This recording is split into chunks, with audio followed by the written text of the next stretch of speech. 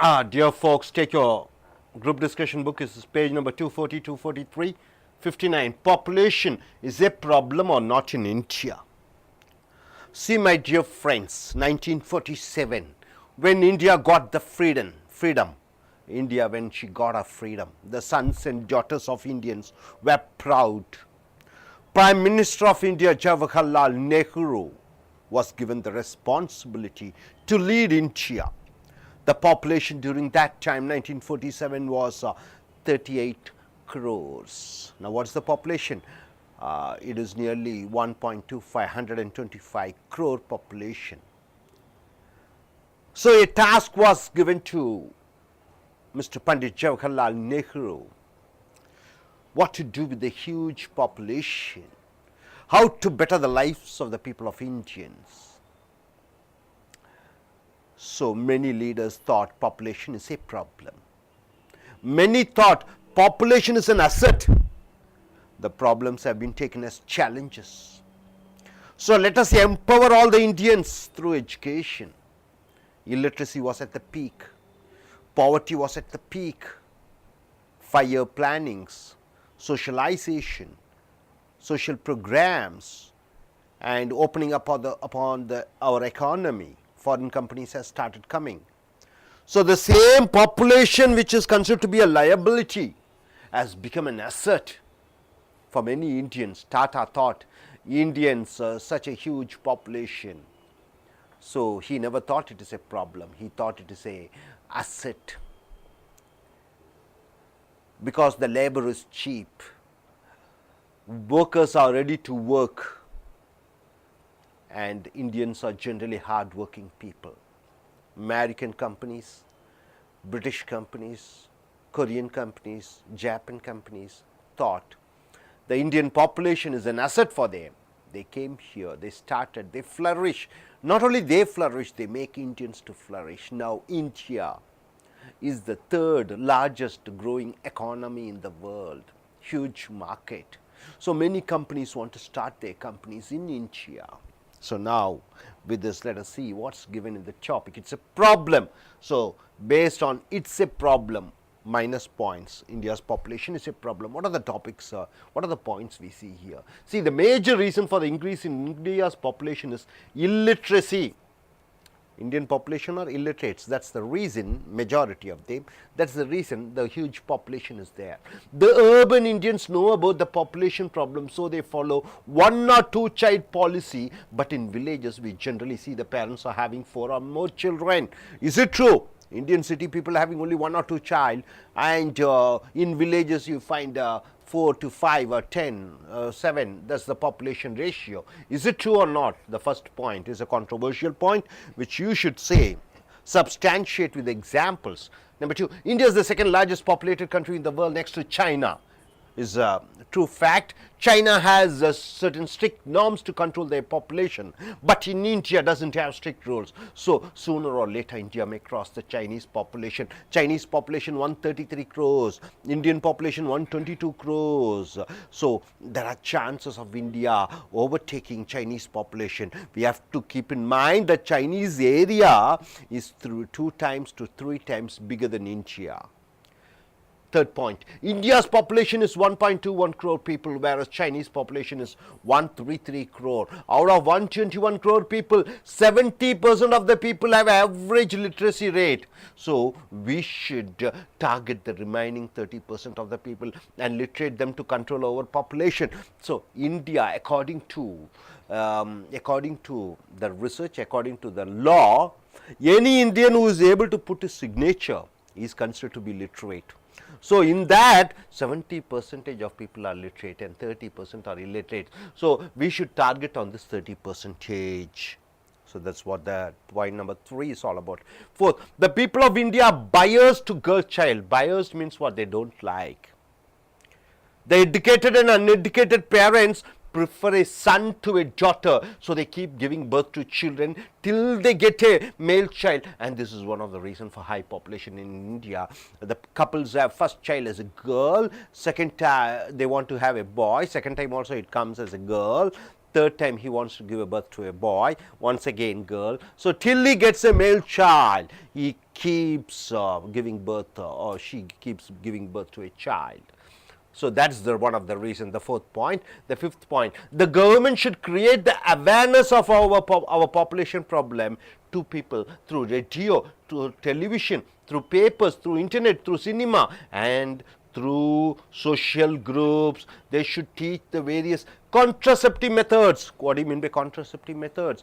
The using of Nirodhs and vasectomy and whatnot. These are the contraceptive methods to the youngsters, especially school going and college going children. They should be the pre and post marital counseling. Before marriage, the girl should be counseled. She doesn't know anything about that. The boy should be counseled. And after marriage also they should be given counseling in rural and urban areas. So sixth point, sex education should be taught to school and college children. So it will play an important role to control the population, just like biology, physics, chemistry. Each and every school and every class, every college, they should have sex education as a syllabus.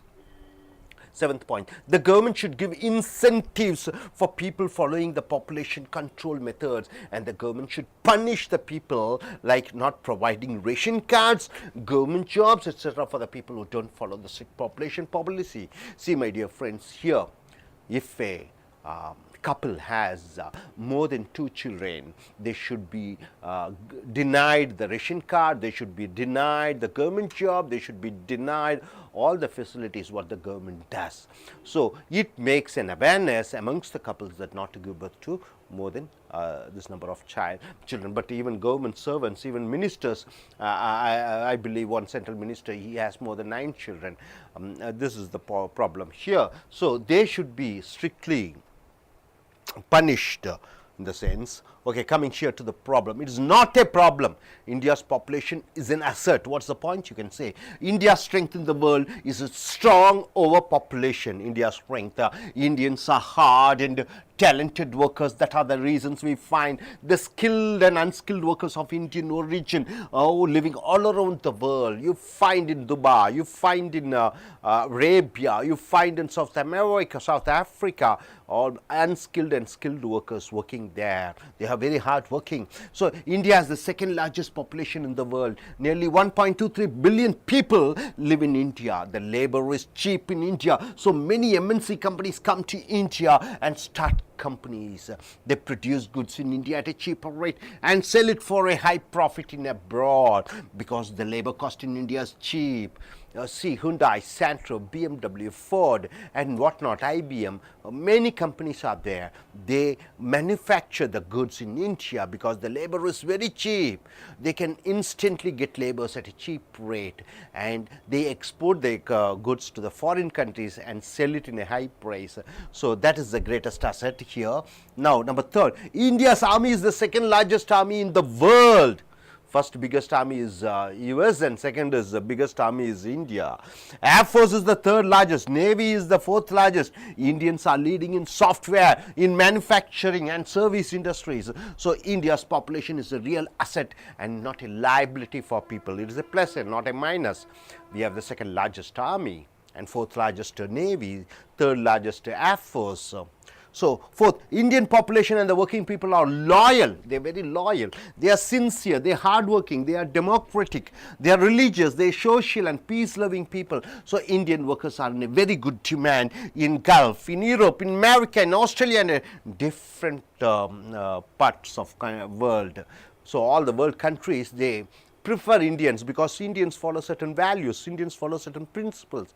Their attachment towards the religion, their attachment towards their joint family, it all adds up their demand in foreign countries. Coming here, fifth, India with its rich population follows the democratic principles. Human rights are respected in India. Our judiciary and press play an important role in bringing out and solving the various problems. People are united even though there are different castes, religions and languages. So overpopulation is not a problem in India. See, in India is unlike other countries. We have different states, 28 states with different languages, with different caste, with different religion, but India lives unitedly. There is no differences, misgivings. So that is appreciable in foreign countries. So 6th point, India has vast resources which can feed all over India, not like other country. Australia is 3 times bigger than India. China, it's 3 times bigger than India. America, it is 3 times bigger than India. But the land resources is very good in India compared to other countries. So in Australia, 90% of land is uncultivable, not usable. China, 1/3, 2/3 of the land is non-cultivable, it is no use. But India, from the top, Kashmir, to the bottom, Kanyakumari, the land resources is something which other countries have to envy. So resources are very good in India. So here, 6th point, India has vast resources which can feed all our Indians. If we are able to eliminate corruption, India's only problem is corruption. That's what Hannah Azhar is fighting for. India's population will be richer. India is having the richest resources in the world, and India's resources not only feed Indians, but it can also feed the foreign nationals. So India has vast resources. Only thing what we have to avoid is like 2G spectrum, like Colgate, this scam to, then what else, other housing scheme scandals, then Commonwealth Games scandal. If these corruption is controlled, then India would be the most richest country in the world. So hope you are able to understand. Now I give the discussion to the floor. நண்பர்களே, உங்களுடைய இந்தியாவினுடைய ஜனத்தொகை ஒரு பிரச்சனையா இல்லையா, இந்தியாவிலே அதிக ஜனத்தொகை, இதுதான் தலைப்பு. இதில் பக்கம் 240 243 எடுத்துக்கிட்டிங்கன்னா இந்தியாவினுடைய ஜனத்தொகை ஒரு பிரச்சனை என்று தலைப்பிலே 1 2 3 4 5 6 தலைப்பு 7 பாயிண்ட் சொல்லியிருக்கிறோம். முதல் பாயிண்ட் என்னென்னு பார்த்தீங்கன்னா, இந்தியாவினுடைய அதிக ஜனத்தொகைக்கு படிப்பறிவில்லாமை தான் காரணம் என்று சொல்லுகிறோம். அப்போ இந்த மாநகரங்களிலே நகரங்களிலே ஜனங்கள் பொதுவாக 1 2 குழந்தைகளை பெற்றுக்கொள்கிறார்கள். கிராமங்களில் அதிக அளவில் குழந்தை பெற்றுக்கொள்கிறார்கள். இதுதான் காரணம். இதுதான் இந்தியாவினுடைய ஜனத்தொகைக்கு பிரச்சனை என்று ஒரு கருத்தை சொல்கிறோம். இரண்டாவதாக, இந்தியாவினுடைய ஜனத்தொகை உலகத்திலே 2வது பெரிய ஜனத்தொகையாக இருக்கிறது. முதலாவதாக சைனா இருக்கிறது. சைனாவுடைய ரொம்ப கட்டுப்பாடான சில சட்ட திட்டங்கள் இருக்கிற காரணத்தினாலே அவர்கள் அந்த ஜனத்தொகை பெருக்கத்தை கட்டுப்படுத்தி இருக்கிறார்கள். இந்தியாவிலே அப்படி இல்லை என்று 2வது பாயிண்டாக சொல்கிறோம். 3வது பாயிண்ட் என்ன சொல்கிறோம் பார்த்தோம்னா, இந்தியாவினுடைய ஜனத்தொகை 1.21 கோடி 121 கோடி இருக்கிறார்கள். சைனாவினுடைய ஜனத்தொகை 133 கோடியாக இருக்கிறது. இந்த 121 131 கோடி அப்போ கூடிய விரைவில் இந்தியாவினுடைய ஜனத்தொகை சைனாவின் ஜனத்தொகையை மிஞ்சிவிடும் நிலைக்கு வந்துவிடும். இதை கட்டுப்படுத்துவதற்கு என்ன செய்ய வேண்டும் என்று பார்க்கும் பொழுது, இந்த 121 கோடியில் 70% பேர் படித்தவர்கள், 30% பேர் படிப்பறிவு இல்லாதவர்கள். அந்த படிப்பறிவு இல்லாதவர்களுக்கு படிப்பை சொல்லிக் கொடுத்தோம் என்றால் அவர்கள் கண்டிப்பாக ஜனத்தொகையை கட்டுப்பாட்டுக்கு வந்து விடுவார்கள் என்று இருக்கிறது. 4வது பாயிண்ட், இங்கே இந்தியாவிலே பொதுவாகவே பெற்றோர்களுக்கு ஆண் குழந்தை தான் பிடிக்கும், பெண் குழந்தைக்கு பிடிக்காது. ஆக ஆண் குழந்தை பெற்றுக்கொள்கிற வரைக்கும் அவர்கள் பெண் குழந்தைகளை பெற்றுக்கொண்டே இருக்கிறார்கள். அதுவும் ஒரு ஜனத்தொகைக்கு ஒரு காரணம். 5வது, அரசாங்கம் என்ன செய்ய வேண்டும் என்று பார்க்கும் பொழுது, டெலிவிஷன் மூலமாக, டிவி மூலமாக, பேப்பர் மூலமாக, இன்டர்நெட் மூலமாக, சினிமா மூலமாக இந்த ஜனத்தொகையை எப்படி கட்டுப்படுத்த வேண்டும், மேலும் சமூக ஆர்வலர்கள், சமூக நிலையங்கள் மூலமாக குடும்ப கட்டுப்பாடு முறைகளை அவர்களுக்கு, இளைஞர்களுக்கும் சொல்லிக் கொடுக்க வேண்டும். 6வது பாயிண்ட், செக்ஸ் எஜுகேஷன் என்று சொல்லக்கூடிய அறிவியல், வரலாறு போன்ற படிப்புகளை பாடத்திட்டத்திலே சேர்த்துக்கொள்வது போல செக்ஸ் கல்வி என்ற கல்வியை பள்ளிக்கூடத்திலே நாம் சொல்லிக் கொடுக்க வேண்டும். அடுத்ததாக 7வது பாயிண்ட் பார்த்தீங்கன்னா, அரசாங்கம் சில சலுகைகளை மக்களுக்கு வழங்கி கொண்டிருக்கிறது. அதிக ஜனத்தொகை உள்ள குடும்பத்தினருக்கு இவர்கள் ரேஷன் கார்டு அல்லது இலவச சில மின்சாரம் போன்ற வகைகளை எல்லாம் தடுத்து நிறுத்தும் பொழுது அவர்கள் குடும்ப கட்டுப்பாட்டுக்கு வந்து விடுவார்கள் என்று சொல்கிறோம். அடுத்ததாக, இந்தியாவின் ஜனத்தொகை ஒரு பிரச்சனையே அல்ல என்று சொல்லும்போது, முதல் பாயிண்ட் பார்த்தீங்கன்னா, இந்தியாவுடைய பேர், புகழ், வலிமை அதனுடைய ஜனத்தொகையை மட்டுமே நம்பியிருக்கிறது. அதனால்தான் நாம் திறன்கள் குறைவான வேலையாட்கள் வெளிநாடுகளிலே, அமெரிக்கா போன்ற கல்ஃப் போன்ற நாடுகளிலே இந்தியர்களை பார்க்க முடிகிறது. அடுத்ததாக, இந்தியாவினுடைய ஜனத்தொகை உலகத்திலேயே 2வது பெரிய ஜனத்தொகையாக இருக்கிறது. ஆகிய காரணத்தினாலே பல சர்வதேச நிறுவனங்கள் இந்தியாவுக்கு தங்களுடைய கம்பெனிகளை ஆரம்பிக்கிறது. 3வது பாயிண்ட் பார்த்திங்கன்னா, இந்தியாவினுடைய ஜனத்தொகையின் காரணத்தினாலே உலகத்திலேயே மிகப்பெரிய இராணுவத்தை இந்தியா வைத்திருக்கிறது, மிகப்பெரிய விமானப்படையை வைத்திருக்கிறது, மிகப்பெரிய கப்பல் படையை வைத்திருக்கிறது. மேலும் இவர்கள் என்ன பண்ணிக்கிறாங்க, இந்தியாவினுடைய அந்த உற்பத்தி துறை, சேவைத்துறை, இந்தியாவினுடைய மென்பொருள் துறை மிக வலிமையானதாக இருக்கிறது. ஸோ இந்தியாவினுடைய ஜனத்தொகை ஒரு சொத்து தானே ஒழிய அது ஒரு லைபிலிட்டி என்று சொல்லக்கூடிய கடன் அல்ல. அடுத்ததாக 4வது, இந்திய மக்கள் பல மதப்பற்று உள்ளவர்களாக இருக்கிறார்கள். இந்திய மக்கள் குடும்பப்பற்று மிக்கவர்களாக இருக்கிறார்கள். சில சட்ட திட்டங்களை பின்பற்றுகிறார்கள். இந்தியாவிலே 28 மாநிலங்கள் இருந்தாலும் பல மொழிகள் பேசக்கூடியவர்கள் இருந்தாலும் இந்தியன் என்ற ஒரே ஒரு சிந்தனை, இந்தியன் என்ற ஒரே ஒரு எண்ணத்துடன் வாழ்கிறார்கள். இது வெளிநாட்டுவர்களுக்கு பிடித்து விடுகிறது. ஆகையால் அவர்கள் இந்த அமெரிக்கா, யூரோப், ஆஸ்திரேலியாவிலெல்லாம் பார்க்கலாம் இவர்களை. அடுத்ததாக இந்தியாவிலே ஜனநாயகம் தலை தோங்குகிறது. உலகத்தில் எங்கும் இல்லாதபடி அமெரிக்கா வந்து என்ன சொல்லுவோம், பழமையான ஜனநாயகம் என்று சொல்வோம். இந்தியா பெரிய ஜனநாயகம் என்று சொல்வோம். இந்த ஜனநாயகமும் மனிதர்களை மதிக்கக்கூடிய மனித உரிமைகள் மீறாமல் இருக்கிற காரணத்தினாலே இந்தியர்களை வெளிநாட்டுக்காரர்கள் அதிகமாக விரும்பி வேலைக்கு அமர்த்தி கொள்கிறார்கள். அடுத்ததாக நீங்கள் சைனாவை எடுத்துக்கொள்ளுங்கள், ஆஸ்திரேலியாவை எடுத்துக்கொள்ளுங்கள், மற்ற நாடுகளெல்லாம் எடுத்துக்கொண்டீங்கன்னா அதனுடைய நிலப்பரப்பு பெரிதாக இருக்கிறது. ஆனால் அவர்களுடைய அந்த நிலங்கள் வளமான நிலங்களாக இல்லை. ஆனால் இந்தியாவிலே காஷ்மீரிலிருந்து கன்னியாகுமரி வரைக்கும், மேலிருந்து கீழ் வரைக்கும் ஒவ்வொரு இடமும் வளமான இடம், விவசாயத்துக்கு உகுந்த இடம். ஆனால் ஆஸ்திரேலியாவிலே 90% இடங்கள் தண்ணீர் பற்றாக்குறை இருக்கிற காரணத்தினாலே விவசாயம் செய்ய முடியாது. சைனாவில் 2ல் 3ல் 2 இடங்கள் உபயோகமற்றதாக இருக்கிறது. ஸோ இந்தியா ஜனத்தொகை ஒரு பிரச்சனை இல்லை. இந்தியனுக்கு மட்டும் உணவு தயாரிப்பதோடு மட்டுமல்லாமல் வெளிநாடுகளுக்கும் ஏற்றுமதி செய்யக்கூடிய திறன் பெற்றிருக்கிறார். So I leave this floor to the floor. This discussion to the floor. Yes, you tell me, is the population is a problem in India or not? Yes, that's it.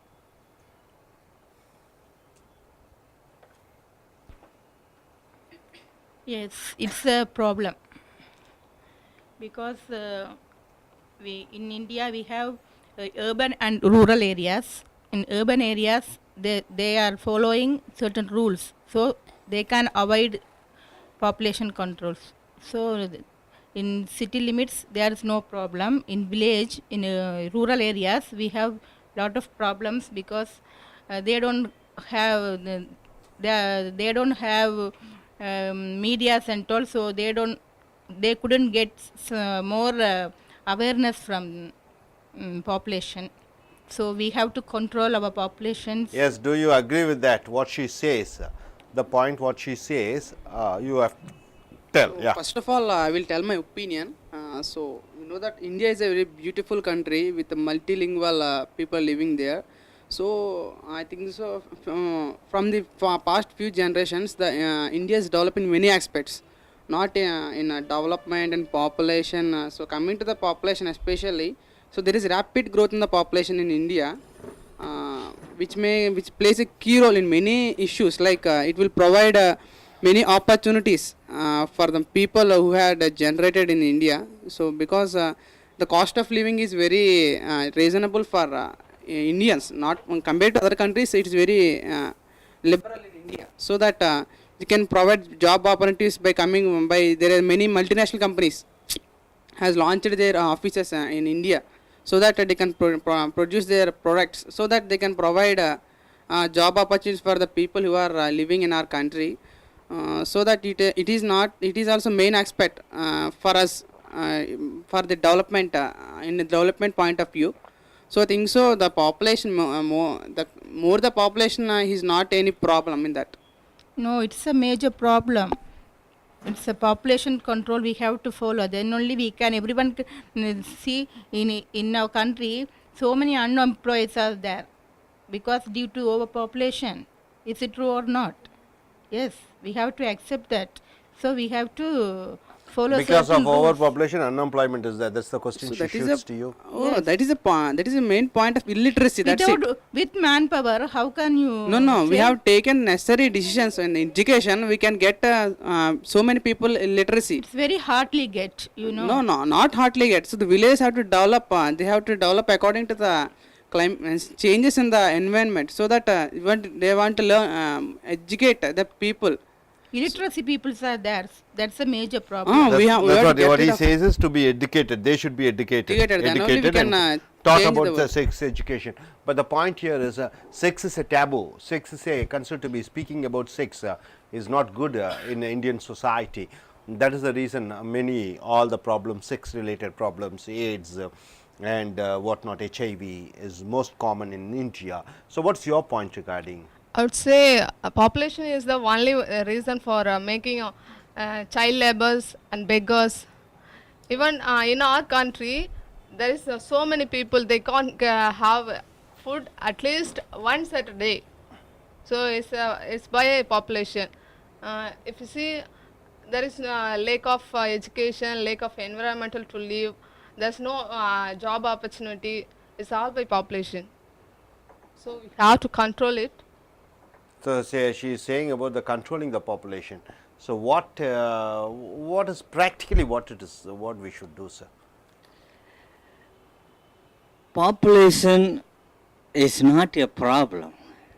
If we understand the social problem, the situation, the society, our Indian society, if we have the right way to understand what does it really means, that the opposite party, they are mentioning unemployment. It's not because of the population. We have to understand the situation. We have lot of resources in India. For example, thousands of seashore we have, coastlands. We can very well do the fishing and ship. There are so many possible ways to improve our employment. And natural resources we have, cultivatable lands that we have. In other European countries, they have huge mountains and all. They are not at all. They are not for the cultivable. They could not be cultivate anything. But here we have lot of lands, rivers, very big rivers. The whole year we will get the water. It's that we have the rivers. And the problem, so if I understand, it's not the unemployment, maybe we have to form the government in such a way which helps, which motivates the people to work, to enrich our people. It will be more, because we have corruption here. We don't have the good government. We are trying, but if we get that good government, if there is no corruption in that, then it's not a problem. Population will not be a problem for us. Okay, what he has told to an extent he can be correct, like all the rivers in India can be connected. So year full, not even one piece of land will go unirrigated. Orissa Mahanadi river can be connected with Kaveri, Ganga can be connected with south rivers. So the waste water which goes into the sea can be used for cultivable agricultural land. So that way what he has said is that resources are there, we are not fully using. Yes, Ms. Abhirami, what is your point of view? My point is food problem comes soon, and illiteracy people make these problems and then they build many apartments in our country. Okay, okay, she says about the housing problems, she says about the illiteracy, and she says about all the problems which happen because of this overpopulation. If we understand from the holistic way that Kalai was telling me, that it's beggars, child labor, the problems we have, it's because of population. Yes, in a way we can say, but it's not the true, because it is because of poverty.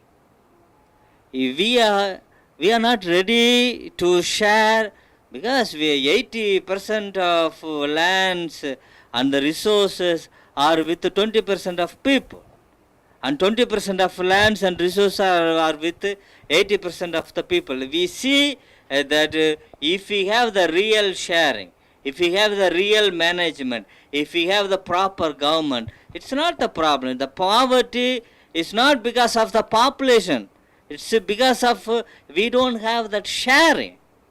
We have resources, natural resources, gold, quarries we have, other quarries we have, mountains, rich mountains we have, fruits, how many kinds of fruits we have. All these are, it has to be shared. It's not that because of population, it's because of the society. The one more thing I would like to say, that if in a family, if we see that there are 5 or 6 children, if they are trying for the female children, if we say if there are 6 or 7 boys in the family, is there any worry?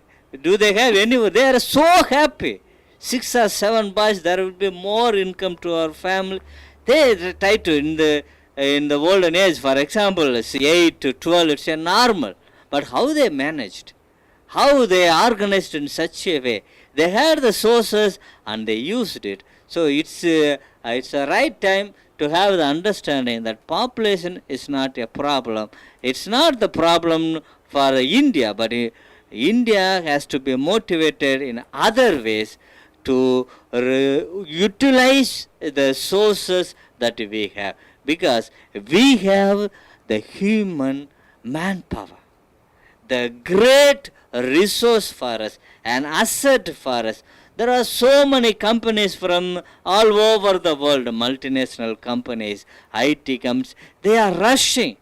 They are coming to build, they are coming to invest in India, because here we have lot of man power.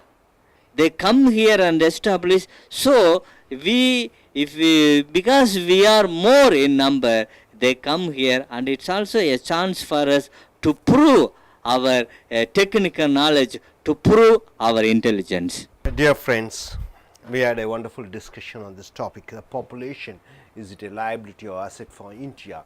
See, my dear friends, can you pinpoint and say India's population 121 billion, okay, but can you point and say any good leaders are there?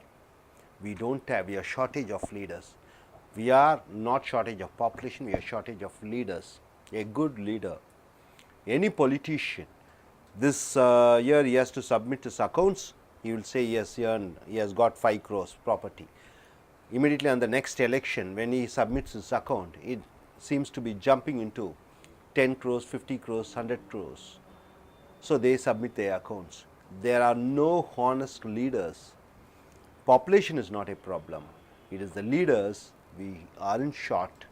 Uncorrupt leaders. There are leaders, but we don't find uncorrupt leaders. Everybody are corrupt. Everybody.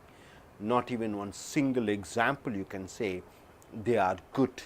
In parliament we have a sizable number of people who are charge sheeted, rowdies and rogues and whatnot. The people who are murderers are there, and we don't have 100% true leaders. If true leaders emerge, then India's population wouldn't be a problem.